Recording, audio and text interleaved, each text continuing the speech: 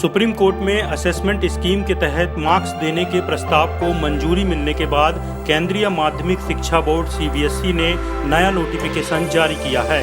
शुक्रवार को सीबीएसई और आईसीएसई की शेष परीक्षाएं रद्द करने व उनकी मार्किंग स्कीम को लेकर चल रही सुनवाई में सुप्रीम कोर्ट ने सीबीएसई को नया नोटिफिकेशन जारी करने का आदेश दिया था।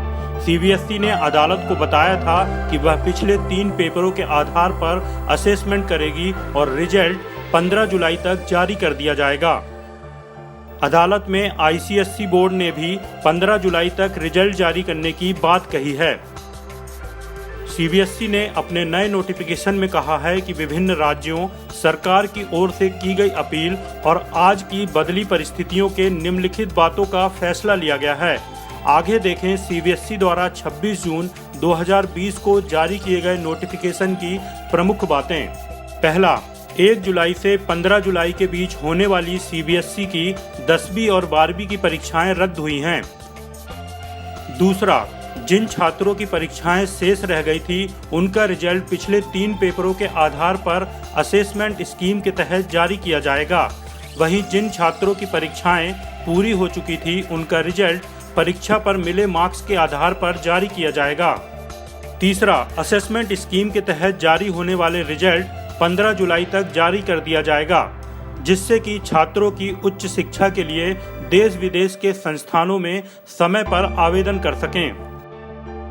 चौथा, सीबीएसई बोर्ड 12वीं के छात्रों को 1 जुलाई से 15 जुलाई के बीच होने वाली परीक्षाओं के लिए परीक्षा में बैठने का विकल्प भी देगा। हालात सामान्य होने पर ये परीक्षाएं आयोजित कराई जाएंगी।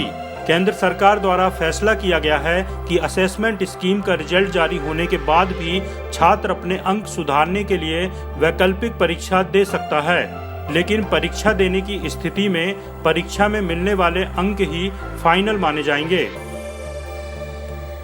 पांचवा, सीबीएसई 10वीं के छात्रों का रिजल्ट असेसमेंट स्कीम के तहत जारी किया जाएगा।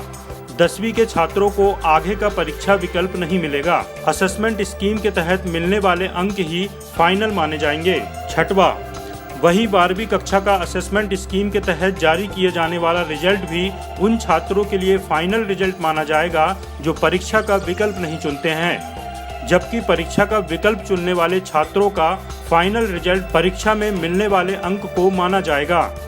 सातवां, जो छात्र 3 से अधिक पेपर दे चुके हैं उनका रिजल्ट पहले से दे चुके पेपर के एवरेज मार्क शेष पेपर के लिए दिए जाएंगे। आठवां, जिन छात्रों ने केवल 3 पेपर ही दिए हैं उनका रिजल्ट भी 3 पेपरों के एवरेज मार्क्स बाकी पेपर्स के हिसाब से दिए जाएंगे। 9वां, सीबीएसई 12वीं में ऐसे कम छात्र बचे हैं जिन्होंने केवल 1 या 2 पेपर दिए हैं। खासकर ऐसे छात्र दिल्ली के हैं। इन छात्रों का रिजल्ट उनके पेपर्स, इंटरनल असेसमेंट और प्रोजेक्ट रिपोर्ट के आधार पर दिए जाएंगे। 10वां, दिल्ली के इन कुछ छात्रों को भी असेसमेंट रिजल्ट के बाद परीक्षा में बैठने का विकल्प दिया जाएगा, बशर्ते उन्होंने परीक्षा का विकल्प रिजल्ट से पहले चुना हो।